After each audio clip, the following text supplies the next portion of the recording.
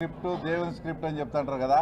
అతనికి వచ్చిన సీట్లు వచ్చి 11. ఇక్కడ నామినేషన్లు ఎన్ని పడినాయి? పులివెందుల్లో 11, ఒంటిమిట్టలోనే 11 పడినాయి. అంటే ఇది దేవుని స్క్రిప్ట్. 11 నామినేషన్లతో వేసి అతను డిపాజిట్ కోల్పోవడం, ఇది దేవుని స్క్రిప్టు. ముఖ్యంగా ఈ విజయానికి ప్రధానంగా నేను 4 కారణాలు చెప్తా. ఒకటి, చంద్రబాబు నాయుడు గారి ఈ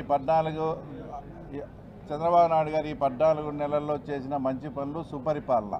ఎందుకంటే మేము అందరం కూడా, మా టీం అంతా కూడా ఎక్కడన్నా ప్రచారానికి పోయినప్పుడు అందరూ ఇళ్ళ దగ్గర ఉండాలని సాయంత్రం పూటే పోతా వచ్చినాం. ఎప్పుడు సాయంత్రం పూట పోయినా కూడా స్కూల్ పిల్లలు బడికంతా వచ్చి ఎప్పుడు మా ఎమ్మడే thank you CM sir, thank you Lokesh sir, మాకు అందరికీ తల్లికి వందనం వచ్చిందని మా వెంట తిరిగేటప్పుడే మాకు సుస్పష్టంగా అర్థమైంది ఈ ఎన్నిక మేము గెలవబోతున్నామని. ఆ తర్వాత రెండో పాయింట్ వచ్చేసి 30 నుంచి 35 సంవత్సరాలుగా ఎప్పుడు కూడా పులివెందుల ప్రజలు ఇంత స్వేచ్ఛగా ఓటు వేయలేదు. మేము ఓట్లు అడగనమైనప్పుడు, సార్ మీరేమో ఓటు అడుగుతున్నారు, మమ్మల్ని ఆ రోజు వేయించారు కదా అని మమ్మల్ని అడిగేవారు. మీ నిర్భయంగా ఓటు వేస్తాం, ఫస్ట్ టైం మీరు స్వేచ్ఛగా పాల్గొనండి అని మేము వాళ్ళకు భరోసా కల్పించడంతో వాళ్ళంతా స్వేచ్ఛాయుత వాతావరణంలో ఈ ఎలక్షన్ జరగడంతోనే ఈరోజు ఎన్డీఏ కూటమికి ఇంత అద్భుతమైన అవకాశం. ఇంకో పాయింట్, అందరూ కూడా ఇది వాళ్ళకి డిపాజిట్ కూడా రాలేదు అంటే ఇది అని ఏదైనా చిన్న డౌట్ కానీ కన్ఫ్యూజన్ కానీ ఉంటే అది నేను చేస్తా ఇప్పుడు. ఎందుకంటే మేము ఎలక్షన్ పోయినప్పుడు కానీ అక్కడంతా కూడా అందరూ కూడా వాళ్ళ క్యాడర్ అంతా కూడా మాతో టచ్లోకి వచ్చి, సార్ ఈ 5 ఏళ్లలో మమ్మల్ని సర్వనాశనం చేశాడు, ఎగ్జాంపుల్కు పాడా అని చెప్పేసి 200 నుంచి 250 కోట్ల బిల్లులన్నీ పెండింగ్ పెట్టాడు. ఎలక్షన్ అయిపోయి కౌంటింగ్కి మధ్యలో ఆయనకు అవకాశం ఉంటే 400 కోట్లు మెడికల్ హాస్పిటల్కి వేసినాడు. కానీ మేము కార్యకర్తలంతా ఇట్లా ఇబ్బందులు ఉన్నామంటే మా కార్యకర్తలకు కూడా అతను ఇచ్చి సావలేదు. కాబట్టి మేము మొత్తం అతనికి సహకరిస్తాం. అతని అహంకారానికి, అతను ఎక్కడో ఆకాశంలో కూర్చున్నట్టున్నాడు, అతని అహంకారానికి అతను బాగా కొవ్వు పట్టి ఉన్నాడు సార్. మేము ఖచ్చితంగా ఆ కొవ్వును కరిగిస్తాం ఈసారి ఎలక్షన్స్లో, మీకు సపోర్ట్ చేస్తాం అని. ఇంకా అసలు నేనన్నా ఆయనకు అని చెప్తానా, వాళ్ళు మాట్లాడిన మాటలు కానీ యాజ్ ఇట్ ఈజ్ జగన్మోహన్ రెడ్డికి కానీ వినిపిస్తే ఆయన ఆత్మహత్య చేసుకుంటాడు. అలాంటి పదజాలము పులివెందుల వాళ్ళ క్యాడర్ వాడి నాకు సపోర్ట్ చేసినందువల్లనే ఇప్పుడు ఆ తర్వాత ఇంత అద్భుతమైన విజయం. తర్వాత ఇక్కడ 4వది ప్రధానమైన పాయింట్ ఏంటంటే, అక్కడంతా కూడా అరటి రైతులు మొత్తం. అంటే పులివెందుల మండలంలో ఎక్కువ అరటి రైతులు. అక్కడ ఎర్రబల్లె చెరువు అనేది ఒకటి చాలా ఇంపార్టెంట్. చిన్న పని చేస్తే కూడా ఆ తర్వాత ఆ ఎర్రబల్లె చెరువు నిండుతుంది. అంటే హెచ్ఎన్ఎస్ఎస్ ద్వారా చిన్న వెంటు పెడితే ఆ పనిని పోయి రైతులంతా పోయి అడిగితే కూడా ఏ రోజు స్పందించకుండా అవంతా కూడా పొంగనూరు పెద్దిరెడ్డి రామచంద్రారెడ్డికి పోవాలి. ఇక్కడ నిన్ను ఓట్లు వేసి 35 ఏళ్ళు 40 ఏళ్ళ నుంచి వాళ్ళను ఓట్లు వేసినా వేయకునే మీరే గుద్దుకొని చేసి ఆ ప్రజలకు ఇవ్వకుండా అక్కడ పెద్దిరెడ్డి రామచంద్రారెడ్డి వాళ్ళ ఊరు పీబీసీ అంటే పొంగనూరు బ్రాంచ్ కెనాల్కి పోవాలని ఎక్కడ నీళ్ళు ఇవ్వకుండా పోవడంతో మేము మొత్తం మా కూటమి నాయకులంతా సీఎం గారితో మాట్లాడి, అధికారులతో మాట్లాడి అక్కడ వెంటు పెట్టించి అక్కడ వాటర్ అందించడం. ఈ 4 కారణాల వల్లనే మేము ఊహించిన దానికన్నా కూడా తర్వాత ఎక్కువ మెజార్టీ ఈరోజు ఆ తర్వాత అక్కడ వచ్చింది. ఇంకో విషయం కూడా స్పష్టంగా, అంటే వాళ్ళది ఎంత బలం అనేది చెప్పేదానికి మీరు కూడా లాజికల్గా ఆలోచించండి. మీ ద్వారా రాష్ట్ర ప్రజలకు కూడా చెప్తున్నా. రీపోలింగ్ అడిగింది వాళ్ళే, తర్వాత 2 రీపోలింగ్ వచ్చినాయి. రీపోలింగ్ కన్నా ముందు పోలింగ్ అయింది ఒక బూత్లో 400 ఓట్లు పోల్ అయితే, రీపోలింగ్ తర్వాత 350 ఓట్లు 360 ఓట్లు పోలైనాయి.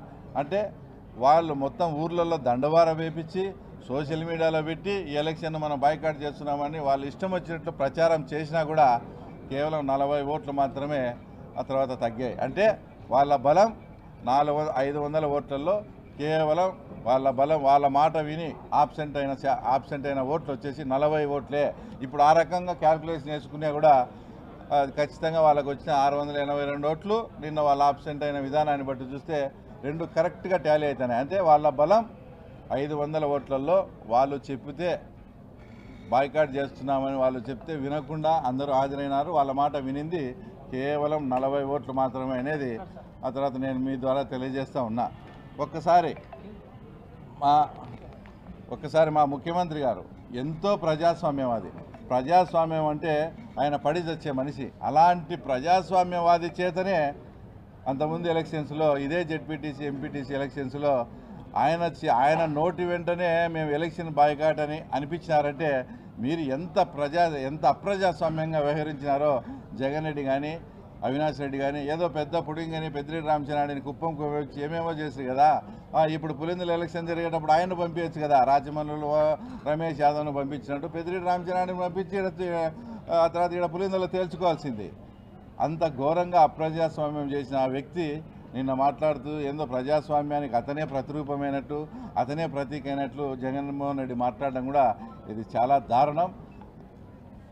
ఇంకొక విషయం మాట్లాడితే ఏదో గంగమ్మ జాతర అంట రఫా అని రాష్ట్ర ప్రజలను రాష్ట్ర అధికారులను భయపడించే మార్గం చేసి ఈ 3.5 సంవత్సరం తన పార్టీని తన పార్టీ కార్యకర్తలను సర్వైవ్ చేసుకోవాలనే ఉద్దేశంతో రఫా అని ఎప్పుడో 3.5 సంవత్సరం 4 ఏళ్ళ గవర్నమెంట్ మారుతుందంట. అప్పుడంట గంగమ్మ జాతర అంట రఫా అంట. ఇప్పుడు ఈ పులివెందులో ఈ ఎన్నిక జరిగినప్పుడు ఈ రఫా బ్యాచ్ నువ్వంత ఏమైనారని నేను ఈ రాష్ట్ర ప్రజలకు చెప్తా ఉన్నా. ఏంది లేదు జగన్ది ఉత్త డొల్లతనము ఉత్తది ఊరికి మేకపోయేది గాంభీర్యము తన పార్టీ ఉనికిని కాపాడుకునే దానికి రఫా అన్నాడు. కానీ ఇప్పుడు అదే రఫా ఉండింటే ఆ రఫా బ్యాచ్ ఏమైంది పులివెందులో ఇంత మెజార్టీలు ఎట్టొస్తాయని మేము రాష్ట్ర ప్రజలకు చెప్తూ చివరగా నేను ఫస్ట్ క్లాస్ స్టూడెంట్ నాకు 4.5 లక్షల మెజార్టీ వచ్చింది. తర్వాత నువ్వు తలకిందులు తపస్సు చేసినా నీకు ఆ మెజార్టీ రాదని మా ముఖ్యమంత్రి అన్నప్పుడు ఈరోజు మెజార్టీ డిపాజిట్ కూడా రాలే. ఈ మెజార్టీ గురించి నువ్వేం సమాధానం చెప్తావని కూడా తర్వాత ఆయన్ని మేము ప్రశ్నిస్తా ఉన్నాం. Thank you.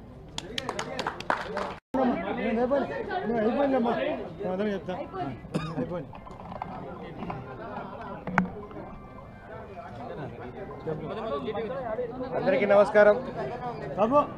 నమస్కారం. ఈరోజు ఈ ఎలక్షన్ జరగడం ఒక రకంగా ఆంధ్రప్రదేశ్ రాష్ట్ర ప్రజలకు ఒక మెసేజ్ లాంటిది. ఎందుకనంటే ఈ మధ్యకాలంలోనే రఫా డైలాగ్ అనేది చాలా బాగా వినిపించింది. నరుకుతాం ఇంకా చేస్తామని అంటే ప్రజలు బుద్ధి చెప్పిన తర్వాత కూడా రఫా నరకాలన్న ఆలోచనతో వైసీపీ ప్రభుత్వం ఉందని చెప్పేసి వాళ్ళ నాయకుడే డైరెక్ట్గా చెప్పడం జరిగింది. కానీ రఫా అనేది చాలా రకాలుగా చేయొచ్చు.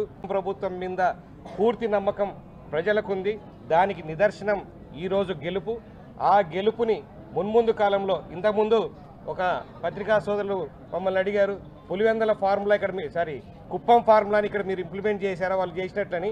కుప్పం ఫార్ములాని వాళ్ళలాగా ఇంప్లిమెంట్ చేయలేదు. కుప్పంలో ఏ రకంగా తెలుగుదేశం ప్రభుత్వం డెవలప్మెంట్ చేసిందో అదే ఫార్ములా పులివెందుల్లో కూడా అదే ఫార్ములా ఇంప్లిమెంట్ చేస్తాం. కుప్పం ఫార్ములాని డెవలప్మెంట్ రూపంలో ఇక్కడ ఇంప్లిమెంట్ చేస్తామని చెప్పి అందరికీ తెలియజేస్తాం. మరొక్కసారి ఈ ఎలక్షన్కి సహకరించినటువంటి మీడియా మిత్రులందరికీ తెలుగుదేశం కార్యకర్తలందరికీ ప్రతి ఒక్కరూ కష్టపడినందరికీ ధన్యవాదాలు తెలియజేసి ఎందుకంటే నేను కూడా కొంచెం యాక్టివ్గా పార్టిసిపేట్ చేసిన నాతో పాటు తిరిగిన ప్రజలందరికీ కూడా ధన్యవాదాలు తెలియజేసుకున్నాను. Thank you very much. ఎక్కడైతే తీవ్రంగా బాధపడినప్పుడు అణచివేతకు గురైనప్పుడు ఓట్ అనే ఆయుధంతో పులివెందుల ప్రజలు రాష్ట్ర వ్యాప్తంగా దేశవ్యాప్తంగా కూడా ఆ అణచివేతకు గురి చేసిన వ్యక్తులకు వ్యతిరేకంగా ఓటు వేసి మంచి సంకేతం పంపించినారు. చంద్రబాబు నాయుడు గారు కూటమి పార్టీల సహకారంతో 14 నెలల కాలంలో ఇచ్చిన సుపరిపాలనకు ఈ విజయం ఒక పెద్ద నిదర్శనం అని చెప్తా ఉంటా. ఏదైతే 40 సంవత్సరాలుగా ఏకపక్షంగా ఓట్లు వేసుకొని నామినేషన్లు కూడా వేయకుండా భయభ్రాంతులు గురి చేసిన సందర్భంలో పులివెందుల ప్రజలు ఈరోజు సంక్షేమానికి అభివృద్ధికి మౌలిక సదుపాయాల కల్పనకు ఈ ప్రభుత్వం చేస్తున్న కృషిని